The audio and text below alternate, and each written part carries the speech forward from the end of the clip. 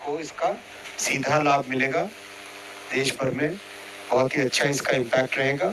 साथ ही साथ जो जैसा होता है केंद्र सरकार के बढ़ाने के बाद में राज्य सरकार के एम्प्लॉयज़ को भी इसका सीधा बेनिफिट मिलता है। टोटल करीब करीब 10,084 crore rupees per year extra मिलेगा हमारे सभी केंद्रीय कर्मचारियों को प्लस पेंशनर्स को। हेलो दोस्तों, अभी कैबिनेट बैठक में बड़ा फैसला लिया गया है। कर्मचारियों को 3% डीए की सौगात दी गई है। दिवाली से पहले कर्मचारियों को ये उपहार देने वाली सरकार पहले ही सोच चुकी थी, परंतु कर्मचारी और पेंशनरों ने सरकार से ये उम्मीद लगाकर रखी थी कि सरकार कम से कम इस बार जो आखिरी डीए बढ़ने वाला है इसमें 4% की वृद्धि करेगी, परंतु सरकार ने केवल 3% की वृद्धि की है और मौजूदा जो डीए है वो 55% से बढ़कर 58% हो चुका है। कर्मचारियों को इसका लाभ आने वाले महीने की सैलरी से मिलना प्रारंभ हो जाएगा। ये कैबिनेट बैठक हुई है जो अभी, उसमें अश्विनी वैष्णव जी ने ये घोषणा की है, ये निर्णय लिया है कि आने वाले मंथ की सैलरी से आपको डीए का लाभ मिलना प्रारंभ हो जाएगा और जो जुलाई से इसका लागू होने की डेट है उसका पूरा एरियर भी आपको सैलरी के साथ ही दिया जाएगा। परंतु अभी भी सरकार ने जो 8th पे कमीशन था उसकी कोई भी अनाउंसमेंट नहीं की है। कैबिनेट बैठक हुई है परंतु उसमें 8th पे कमीशन को लेकर कोई भी निर्णय अभी वर्तमान में नहीं लिया गया है।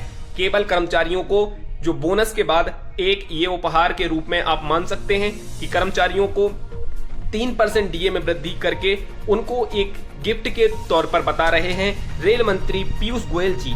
उनका कहना है कि अभी कर्मचारियों को ये जो डीए दिया जाएगा इसमें कर्मचारी और पेंशनरों को 10.84 लाख करोड़ रुपए हर साल सरकार की तरफ से एक्स्ट्रा खर्च होगा, लेकिन सरकार ये नहीं कर पाई कि कर्मचारियों की जो महंगाई थी वो किस स्तर से बढ़ी है और किस स्तर से डीए को बढ़ाना चाहिए था। सरकार ने मात्र 3% ही डीए में वृद्धि की है, जो बहुत ही कम नजर आता है।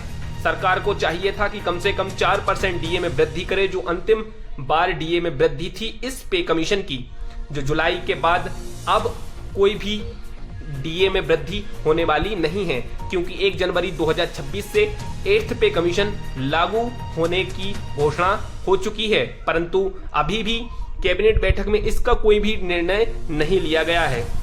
तो अब देखते हैं सरकार इसके ऊपर क्या निर्णय लेती है। 3% डीए में वृद्धि की घोषणा पीयूष गोयल जी ने अभी कैबिनेट बैठक के बाद की है और वर्तमान में अब जो आपका डीए है वो 58% पहुंच चुका है। ये 58% डीए में वृद्धि हो चुकी है। ये समझ लीजिए ये 7th पे कमीशन का अंतिम डीए में वृद्धि थी। 7th पे कमीशन खत्म होने के बाद अब 8th पे कमीशन 1 जनवरी 2026 से लागू हो जाएगा। तो अब डीए में वृद्धि 8th पे कमीशन के आधार पर होगी, परंतु जो अभी वर्तमान का डीए है 58%, इसको 8th पे कमीशन में 0 कर दिया जाएगा। अब 0 से उसकी गणना 8th पे कमीशन में होगी, परंतु वर्तमान में अभी आपका 3% डीए की घोषणा पीयूष गोयल जी ने की है और डीए आपका बढ़कर 58% हो चुका है।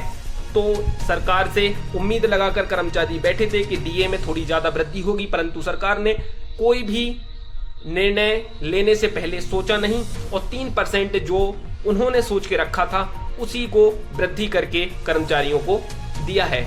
आपको इसका लाभ एरियर के साथ जो जुलाई में लागू होता है, एरियर के साथ आपको आने वाली सैलरी में मिलना प्रारंभ हो जाएगा। तो ये अभी तक की बड़ी खबर थी। 8th पे कमीशन को लेकर कुछ भी अभी नहीं कहा गया है, परंतु कुछ यूनियन संगठन लगातार कह रहे हैं कि 8th पे कमीशन 1 जनवरी 2026 से ही लागू होगा। जब 8th पे कमीशन सही tariके से लागू होगा तब कर्मचारियों की सैलरी और उनकी पेंशनरों में ज्यादा वृद्धि देखने को मिल सकती है। तो अभी के लिए इतना ही। कर्मचारियों को 3% डीए का दिवाली का तोहफा समझ लीजिए और बोनस में ना ही बोनस में वृद्धि की है सरकार ने, ना ही डीए में वृद्धि की है और ना ही 8th पे कमीशन की घोषणा की है। ये सब सरकार अपने मन में जो बनाकर रखती है उसी को लागू करती है। किसी भी कर्मचारी संगठन यूनियन की सुनने वाली सरकार नहीं है। चाहे आप कुछ भी धरना दे लीजिए, प्रदर्शन कर लीजिए, जो सरकार को करना होता है सरकार अपने मुताबिक करती है। तो आप वीडियो पर नए हैं तो चैनल को सब्सक्राइब कर लें और वीडियो को लास्ट तक देखने के लिए बहुत बहुत धन्यवाद।